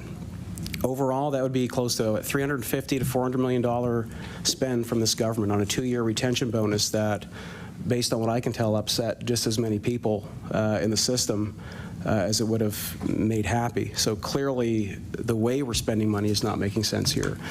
We also had the government that cut the family doctor incentive in Halifax. Deputy Lagassé has talked about the impact of primary care access on our emergency rooms and offload wait times. We had a government that cut a family incentive that was working in Halifax, where there wasn't a patient attachment issue. That the numbers of people who need a family doctor, I think, have gone up 3 to 6 times in Halifax, depending on what community that you're in. We've had the Premier recently in the last session of the House say the days of having a family doctor from when you're born to when your kids are born are over. So I do think we're seeing the impact of government policy impacting offload wait times in a negative way. Disregarding the need for family practice and cutting an incentive that was there. Closing emergency rooms. Recently been the emergency department in Eastern Shore, I'm seeing, is closed now. We don't even have an updated number for how many people they've seen in March, I'm assuming because it's not open. We've seen the impact on walk-in clinics, and we're seeing the outcome with patient care and an increase in hospital death in the province. And yet, when it comes to major government investments, up to $350 million, we don't even have representatives from the system that were consulted with the government on making that decision. So, Mr. Chair, we've gone on offloads from having an isolated problem on two hospitals here in Halifax to having a global problem at every single hospital in Nova Scotia. And whatever the marginal gains have been in the last 6 months, they do not make up for the doubling or tripling of offload wait times that we've seen in nearly every single hospital in the province. And I think we've seen, based on the evidence provided today from presenters, that some of this is directly related to government decision-making and government policy. So hopefully we will start seeing an adjustment to this. Order. The 8-minute time for the Liberal caucus has expired. We'll move on to the NDP caucus. I see MLA LeBlanc had her hand up. May begin. Thank you very much. Yeah, I just want to pick up on the system, the discussion of the system. And of course, you know, I totally understand that it is a system issue. I want to ask two questions about that because, you know, even as we speak about the system, when we're talking about ambulances and paramedics, at the heart of the system is the paramedic, right? Like they are the ones at the heart, and you know it's patient-centered, but it's also paramedic-centered, or it should be, because they're the ones at the center of all these issues. So you know, we know that paramedics in Nova Scotia are the lowest paid in Canada. Yeah, in Canada. The starting wage is $26 an hour. The starting wage in most other provinces is $38 an hour. The highest end of the wage scale in Nova Scotia is $36 an hour, whereas in New Brunswick, or pardon me, British Columbia or Ontario, the highest paid paramedics make close to $50 an hour. And I know that there are different levels of paramedics, and there's the advanced care paramedics, but generally across the board, our paramedics are paid less. So. Are we going to start paying paramedics more? Like what is happening with that? We know, we've talked about this before at meetings. We've heard from paramedics that every paramedic has an exit strategy, and I know that part of it is the issue of wanting to be able to go do your job well and not have the stress of sitting in, leaving your community alone, or sitting in the ER while there's no trucks on the road.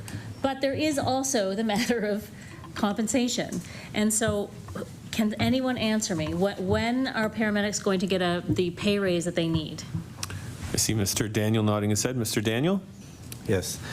Thank you. And again, a great question. First, I just want to highlight that the retention of every single paramedic within this province is our top priority, and always will be, always has been.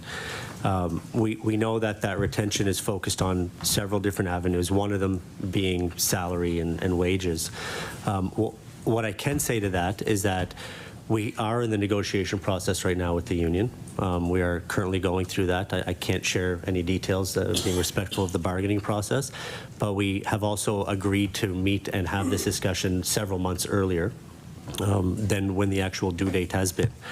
But the focus on retaining paramedics is not only on the salary piece. It's about the work environment, and we've heard concerns about that, and it's something that we are diligently working on always, because the strain of the system will always impact frontline people more than anyone else. So some of these enhancements that we've done over the years has been implementation of shift end policies to ensure our paramedics can go home on time. We've worked very closely with Mr. MacMullin and the union on increasing vacation approvals, so much so that we've almost increased those approvals by 300% over the last 2 years, ensuring that our paramedics have the time off that they need to recoup, because their mental health is of the utmost priority. So we are focused on the work environment. We're focused on making sure they have the right wages, and we're at the table right now going through that negotiation process. MLA LeBlanc. Thank you for the answer. Let us hope the negotiations go well. The other part of the system I want to talk about is the primary care part. So for sure, I know that in my community, which is not a rural community, there are people taking ambulances to the Dartmouth General because they can't afford a taxi, or they're sick enough that they cannot get on the bus and that kind of thing. Like that I know that is happening. And it's not their fault, but it's because of the lack of primary care. It's because of, lack of income. And Mr. Daniel, you were talking about how, you're sending your SWAT teams out for, regular, whatever the analogy was. What can we do to make sure that people have primary care in their communities? What is happening? We know that there's investment in primary care. Is there a sort of strategy across the province? Can there be a strategy to make sure that every community has at least a primary care, not necessarily a primary care physician, but primary care in their community, so that they can go there instead of taking an ambulance to the hospital? Deputy Minister Lagassé. Yeah, considerable investment is going into both strengthening and expanding collaborative care centres across the province. But I think for today, too, it's important to note, and I think both Mr. Daniel and Mr. Fraser spoke about it, that in addition, well, two things. First of all, expanding the collaborative care centres and strengthening them across the province, and then also introducing a number of other options, right, for people to get to if they are either an unattached patient or they just need primary care. So the pharmacy clinics, all of those different options that I had discussed before. I think the other key thing where our partners at EHS have been involved is now that we've got the nurse and the physician right in the communications center, as Mr. Daniel said, sometimes when those calls come in, the nurse would be able to speak with that person, right? And that hopefully they would avoid having to take the ambulance to Dartmouth General, because they would be able to give them a pathway to one of the other primary care options. But absolutely, large priority to be able to expand primary care within communities across the province. MLA LeBlanc. How much time? You've got 2 minutes. 2 minutes. Two. I have to look at my list here. I guess I'll end with this, Mr. MacMullin. Last time I think it was the last time that we had you at committee, you had mentioned that you were having trouble getting a meeting with the minister and the premier. Just wondering if you've got an update on that. Oh, yeah, Mr. MacMullin. I jumped the gun there, but yes, we have met, due to our tour across the province, which I've been invited to with Deputy Minister Lagassé, and we've had some conversations, that's for sure. Okay, great. MLA LeBlanc. Okay, then. I don't know how to end this. I could end with a question, or I could end with just talking, but I guess this always happens in Health Committee, where it sounds like everything is going really, really well, and yet on the ground we know that in fact it's not, and that things are improving but not improving fast enough. So we've heard from paramedics saying the system is in failure. Is it the system still in failure? Is the system getting out of failure? Is the system recovered? Like, where are we? I put that question to anyone, because what we hear here is hopeful, and then what we hear on the ground is something different. I see Mr. Daniel has his. Is that Mr. Daniel? Yeah, go ahead, Charbel. Yeah. Start. So one of the things is we modernize the system of liberty that we don't have, similar to other organizations such as retail and things like that. When they need to make huge changes, we don't get to shut down. We don't get to stop business for 60 days and renovate and do things. And the challenge is that Order. The time for the NDP questioning has expired. We'll leave it as a rhetorical. We're down. It's now the PC Caucus has 8 minutes. MLA White, I believe you're up. So Thank you, Chair. I believe anyone watching today will realize very quickly just how complicated the system is. We can't talk about offload times without considering access to care. It's streamlining through the system. So my question is kind of a broad one, but and any of you or all of you can answer it if you'd like. But when I think about like patients looking for long-term care, So when the access or the CCA wage increase and the 2,000 CCAs we put through, that has a big impact because it then opened up beds, which free up the hospital, which people who are chronically ill can now get into a bed instead of plugging up the ERs. You can't just take a small view at this. When you think about the primary care clinics, the urgent care clinics, the pharmacy care clinics, people have access, and it's going to take time for us to realize that. I was talking with someone just today about this and went to an emergency room forgetting they could go to the pharmacy. So it's going to take us time to do this. And I actually agree with the former Minister of Health with the importance of the regional or the rural emergency rooms. Although he was unable to open Glace Bay Emergency Room in his term, it is open now. The last time it was open, I think, was June of 2019, and that was for 4 days. Now it's open 2 days a week at least, and it's a regular. It's open Monday and Tuesday. People know, they go to it, and after talking to doctors over there several times, I understand that it benefits. I understand that it benefits the regional hospital by hours in shortening up wait time. So when we talk about all this stuff, I also want to bring up this one. When you look at what's plugging up the emergency room, which is then causing backlog because you folks have nowhere to put your patients, the regional hospital, doctors tell us there that the problem is the cardiac cath lab. That was the answer, and we made that announcement last year, and these patients are waiting 5 to 10 days to get a catheter put in, which is typically 24 to 48 hours for the national average. That's what we're trying to move to. It saves lives. It has people surrounded by family members when they go through these surgeries, and it prevents them from losing work, loved ones losing work. So I just wanted to give you an opportunity to... Order. I guess... MLA White has the floor. MLA White. I guess the former Minister of Health didn't like the fact that he couldn't open the ER. I don't know. Regardless, my question to any of you is, when we look at offload times, how are systems that we just talked about, the proposal that I just talked about, all those different policies, how are they making a difference in offload times? Mr. Daniel, I see you're nodding. Sure. Yeah, I can start. At the end of the day, one of the comments that was made earlier by Mr. Fraser is about providing the right care pathway for patients and not taking every patient to the ED because they don't all need to go there.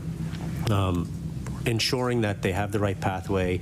And a good example, when we talk about the virtual care team that's in the comm center, just as an example, and anecdotally, they're able to divert calls even away from ambulances. They're able to divert calls that we don't need to respond to. They can be things that come in that people were looking to go to the emergency department to get their prescription refilled or another prescription done, and they can redirect them to their appropriate area, pharmacy, or sometimes even help them fill it out over the phone. Ultimately, all of these tertiary pieces that are happening in and around the EDs are helping alleviate pressure on offload. The goal is to enhance the patient experience, find alternate, better care pathways for patients to receive the care they need, but not always going to the ED because it's not ideally the location they all need to go all the time. I don't know if anyone else wants to add. Oh, Deputy Minister Lagassé. I think the issue too of like the hours that it is open now in Glace Bay, that I know that we've heard from a lot of communities that they want that stability, right? So I think that it's when things, they don't know whether it's going to be open or closed, that there's a lot of frustration comes into the communities. So we've heard that a lot of the communities would prefer to know that it's Tuesdays and Thursdays or Monday, Wednesday, Friday, and that. So you'll see that at a lot of the places where the ED is not able to operate 24/7, that they've instituted, that NSH has instituted, standard time so that people know when they can go there. And I would say then that helps to divert again from the regional and then would have an impact on offload times. Oh, I see Dr. Munroe as well. Yes, I'd just like to pick up on Mr. White's point about the opening of the cardiac cath lab in Cape Breton. When we talk about layered initiatives, eventually having additive benefits on access and flow, even though a cardiac cath lab at first blush in Sydney doesn't seem to help Truro, it actually does. The average wait time in a regional facility to be transferred to cardiology in Halifax is about 5 to 7 days, sometimes 10 in Eastern Zone. Transport's an issue. If we have 2 cardiac cath labs in this province, Eastern Zone, Antigonish up, they're going to be well served by the one that's in Cape Breton, reducing the demand on the one in Halifax, alleviating some flow challenges in Western Zone and Northern Zone. So this is the way we have to think about the initiatives, is how do they have ripple effects that impact the system more than just giving care closest to home, which is also a goal. Oh, Mr. Fraser. Thank you. I just wanted to add as well, along the cath lines, until that cath lab's up and running, our non-critical care air program is going to be make a big difference. And to go back to a question that MLA Palmer asked me earlier, it's a long ambulance ride on a stretcher from Sydney to Halifax, much more patient-centric for the patients that will qualify to be able to be flown in an hour. They'll be way more comfortable, and it'll drive a lot of efficiency through our system. So we're quite excited. The initiative's going to roll out here in about 3 weeks. MLA White, you have about 1 minute and 30 seconds. I want to pass it to MLA Barkhouse. MLA Barkhouse. Sorry, buddy. The youngest child, I get the worn out jeans. No. So I have a laundry list of questions, but I'm almost out of time. Currently, paramedic training is only in Sydney and Halifax, but recently government announced that it was going to be in other places, offered in other places throughout the province. I'm just wondering if I could have a quick update on that. And I despise saying quick, but time. Deputy Minister Lagassé. The 2 new locations that were announced in January are Yarmouth and Pictou. And Yarmouth is already underway. Classes started in May, and there were 9 of 20 seats filled there. And please correct me if I'm wrong on the numbers, Mr. Daniel. And Pictou started just yesterday with 15 of 20 seats filled. MLA Barkhouse, 40 seconds. Well, I'd just like to thank you all for being here. It was very informative and truly appreciated by, I'm sure, all 3 caucuses. All right, that will conclude our question and answer period. I will open it up to any witness who would like to have any closing remarks. Mr. Daniel. First off, I just want to thank everybody for giving us the opportunity to be here to talk about something that's clearly near and dear to all of our hearts. Throughout the session, I kept my phone here in front of me because I've got a picture of my family on it, and as a reminder of why we do what we do. And that when we're providing care for Nova Scotians and for your families, we're providing care for our own families as well. And it's that important to us. It's something we take very seriously, and we're working diligently with our teams to ensure that the proper care is delivered across the province. We know the system's strained. We know that our teams have been instrumental in providing some great initiatives and ideas that have been implemented, and we continue to implement and listen to them. And we just want to reassure everybody in Nova Scotia that if you're experiencing an emergency, please, this is what we're here for. Don't hesitate to call 911. Your care is initiated the second the phone line is picked up. We talked about our virtual care team that's present there, and we will be there. Thank you. Deputy Minister Lagassé. Yeah, thank you, Mr. Chair. Just quickly, we really appreciate the opportunity to be here today, and we know that we were here to speak about a particular issue, but we do need to talk about the system. And I think that I hope that that's what really came across today, is that we're looking at all of these issues as a system. We have a plan, we're taking action, and that we're doing everything that we can to improve, in particular, offload wait times, but the system as a whole. Mr. MacMullin. Thank you, everybody, for attending today. I know it's a busy time in everybody's lives, especially in the summertime, and to my colleagues who showed up today. And rightfully so, there are improvements in the system. It's working, very much so. But as paramedics, we like to see things working really fast, because that's our issue. We're the ones that get the 911 call. We want you there right away. Everybody's waiting. And we want to see the system work better. And that's our big goal here, is to make sure that we concentrate on the offload delay so we can get our teams out there. And we have highly qualified paramedics in this province, and they will show up and give the best care you can ever receive. And with that, I think we'll thank the witnesses for coming on behalf of the committee. We will take a 2-minute short recess, and then we'll be back for committee business. Yeah.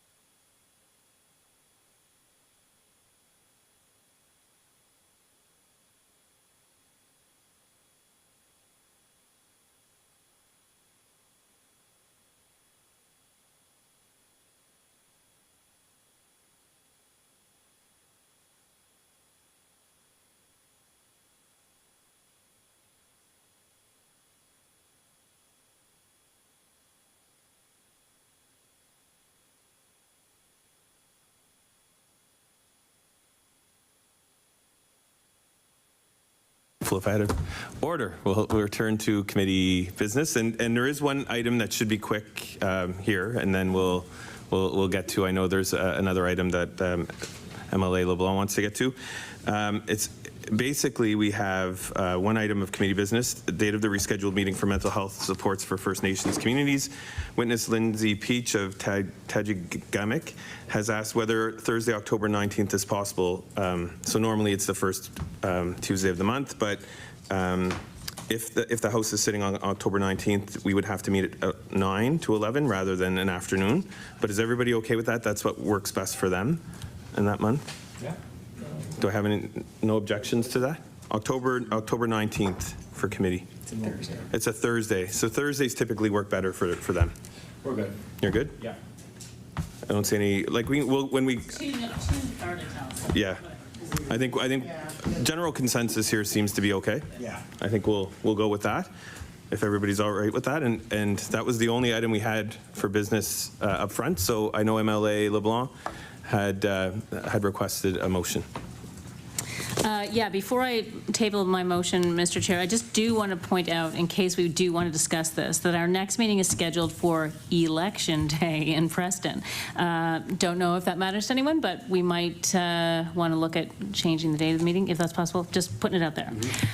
But this is my motion.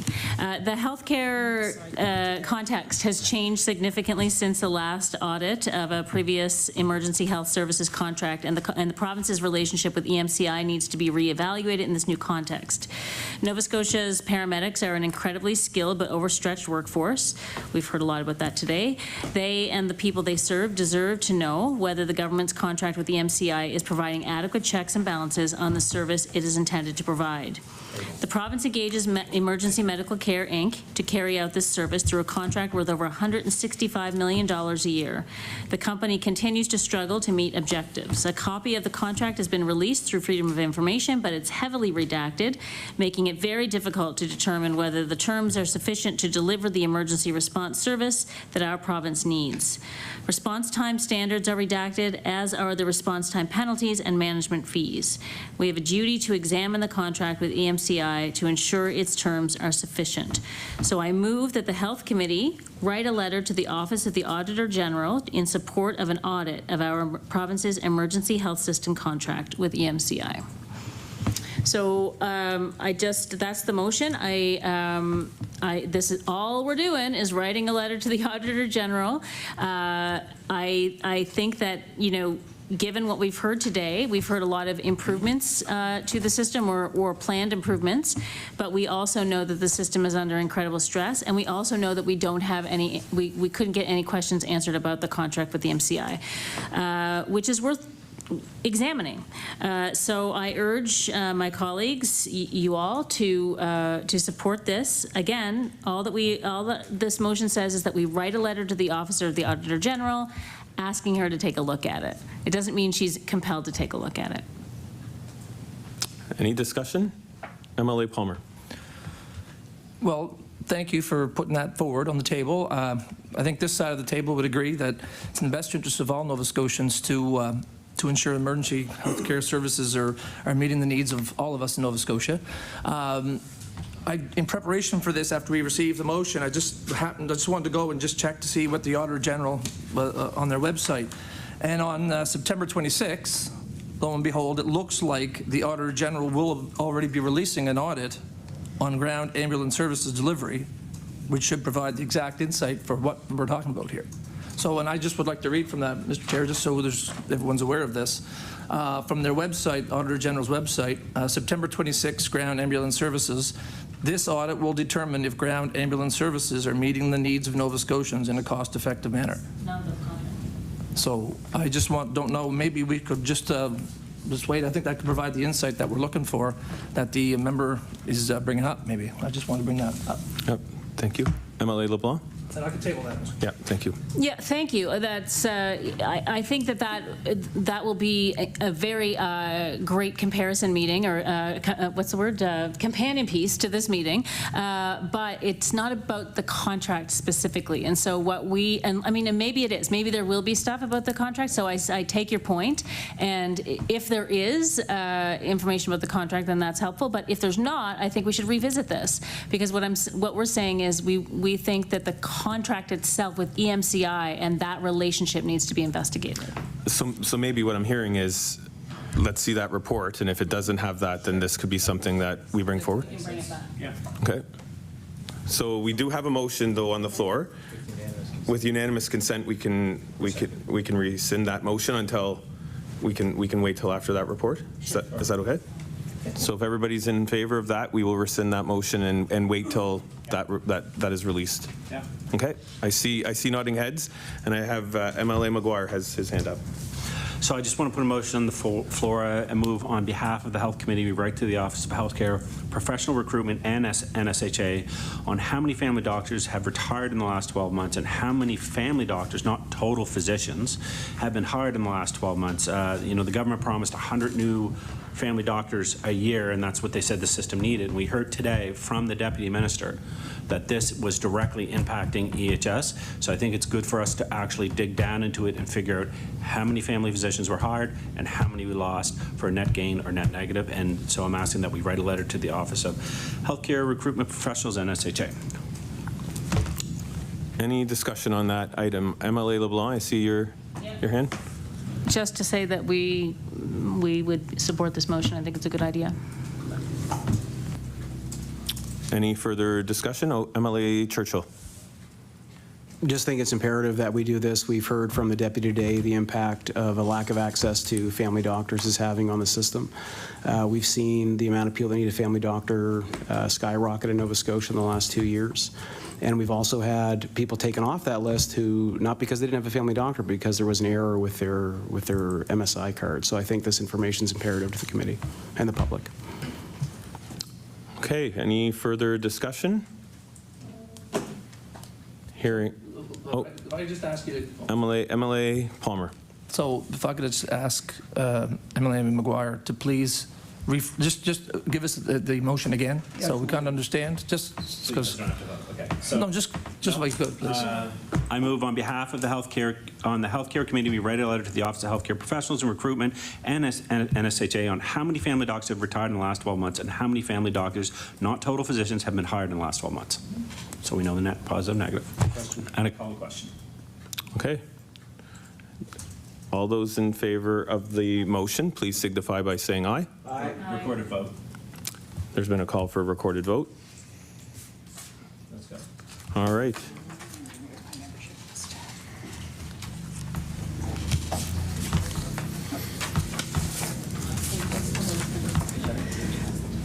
Ready? Yeah. MLA Smith? No. No. MLA Palmer? Or sorry, yeah, MLA Palmer? No. MLA White? No. MLA Barkhouse? No. MLA LeBlanc? Yes. MLA Lachance? Yes. MLA Churchill? Yes. MLA McGuire? Yes. MLA Boudreau? No. No, it's not. There's not a breakdown of family physicians. It's just a breakdown of physicians on the site. So 4 noes and 5 yes. I'm sorry, 5 noes and 4 yes. So 5 noes, 4 yeses. The motion's been defeated. We have 7 seconds left in the meeting, so we'll call. Well, yeah. So just before we do, No, too late. I have to announce the meeting. He hasn't said it yet. Too late. The next meeting is scheduled for August 8th from 1 to 3, the Pharmacy Association of Nova Scotia. Basically, and the Nova Scotia College of Pharmacists read the expanded scope of pharmacists. So motion is adjourned, or meeting is adjourned.